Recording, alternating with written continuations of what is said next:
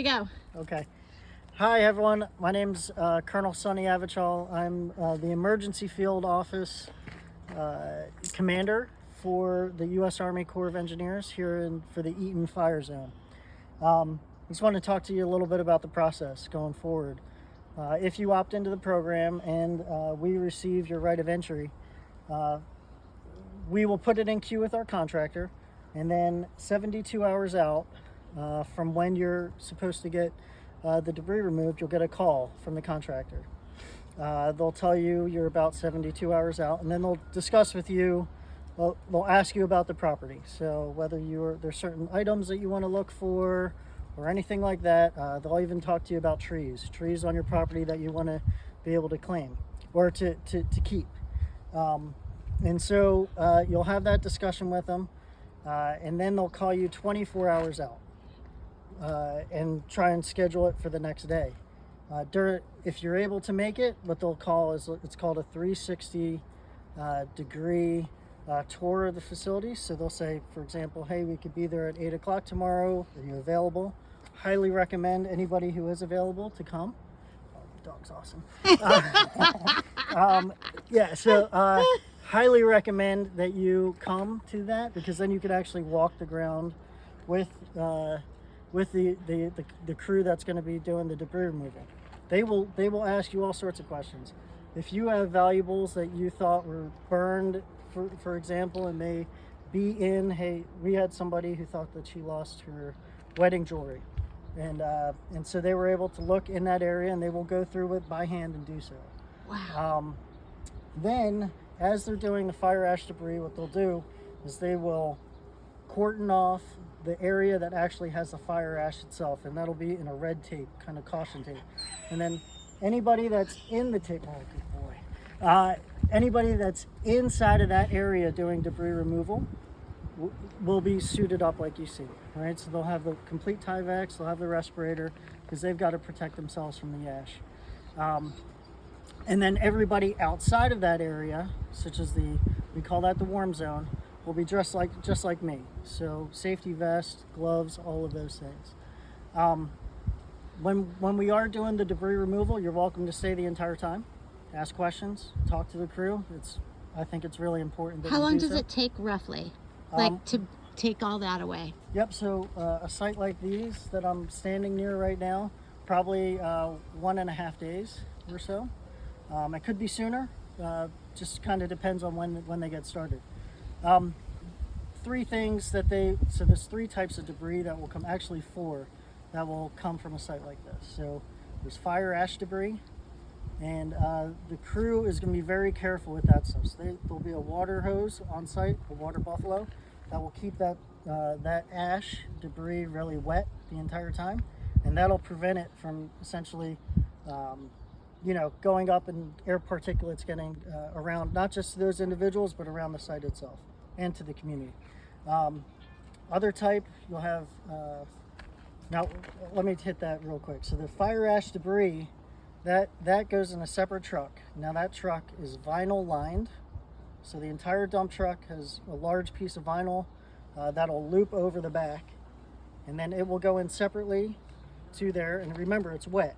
So and then also some of the soil around the ash footprint will also go there. And then once that truck is full, it's wrapped over once, twice, and then a third tarp goes over it, just to make sure and that goes directly to the permitted landfill. All right, so it doesn't stop anywhere. There's no temporary storage or anything like that. It goes straight there. The crews themselves, a percentage of them will have actual monitors, and then we usually have, if we have multiple crews working in an area, there's an air monitor as well. Oh wow. It actually looks like a gray suitcase on a tripod. And so if the crew is still working, that means that everything is good.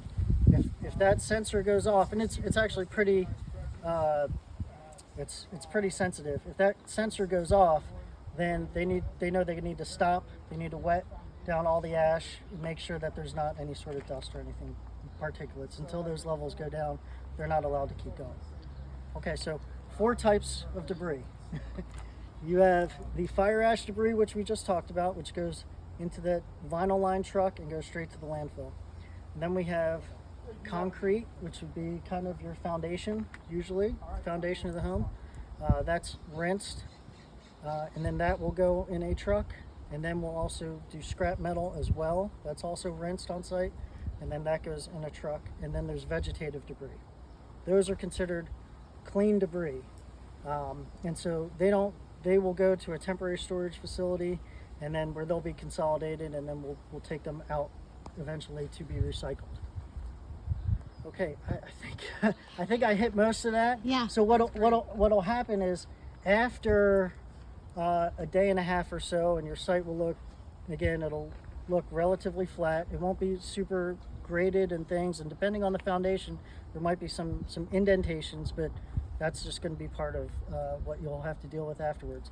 And you're going 6 inches down, right? Correct. So you have the foundation portion, and then we go 3 feet outside of where that foundation is. We call it the ash footprint. So if it's the same thing, if there's a garage, that'll burn, and that'll be essentially where that house burned, plus about 6 inches, or I'm sorry, 3 feet around it, and then any of that soil 6 inches down will do as well. A lot of us are on raised, there's no, what's that called? When you're raised up. We were raised up.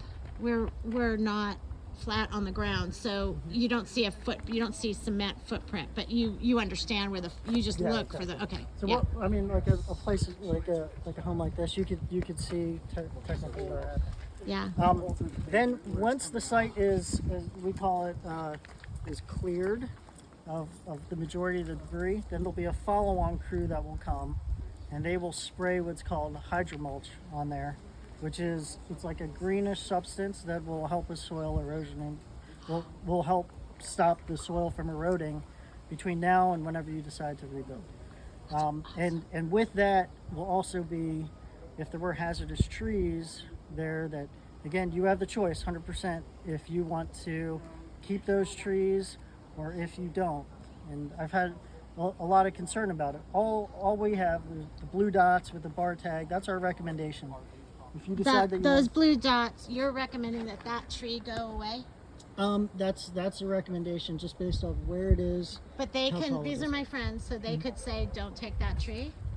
They can. That's part of because we've the had process. neighbors whose trees have been taken away against their will that they didn't think were dead. Yeah.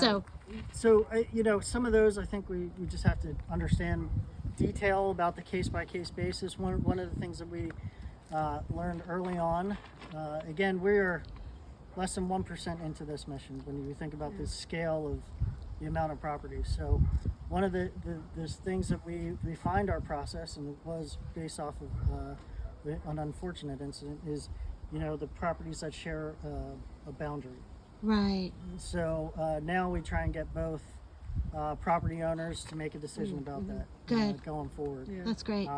Just to make sure that we're covering our bases. So again, something like this, we are. You'll be allowed to keep that tree if that's something that you want to do. Now you have to understand the risks, of course, Sure. and that may include,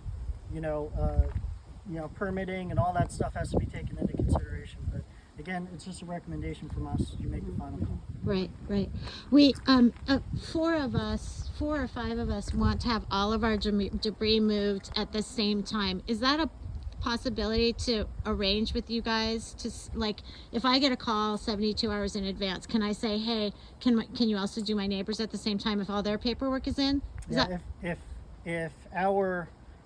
If all of the rights of entry are in Yeah. at the same time, Yeah. and then ideally that's what we want to get to once we've received all of the rights of entry. You'll see that more methodical approach. Right now we're doing it as we're getting them, and so again, we don't want to wait, we don't want to delay. Sure. So we're going to get them as we go, and then once we receive all of them and it looks like there are areas that we could sector off, then you'll have one crew just methodically working down the road. Cool. Okay. That's awesome. Thank you so You got much. any Say other your name questions? one more time. Hey, Colonel Sonny Achival. I'm with the U.S. Army Corps of Engineer, Emergency Field Office Commander for the Eaton Fire. And this is Stella, his new friend. Yeah, don't forget Stella. Stella is an awesome name and just a great dog.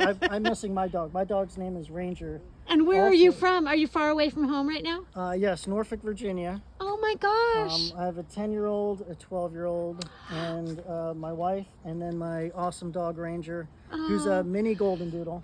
Oh my God, she's a golden doodle. Yeah. Oh my But God. they have they booked their spring break tickets, so they're coming here for spring break. nice. Oh good. How long are you here? Like you're here on for how long? Yep. So I'm here well on a one-way ticket, so we will see how long that is. So. Wow. Thank you so much for your service. I know everybody listening to this is going to say thank you for your service. Well, thank you, and I appreciate you doing this. Thank you.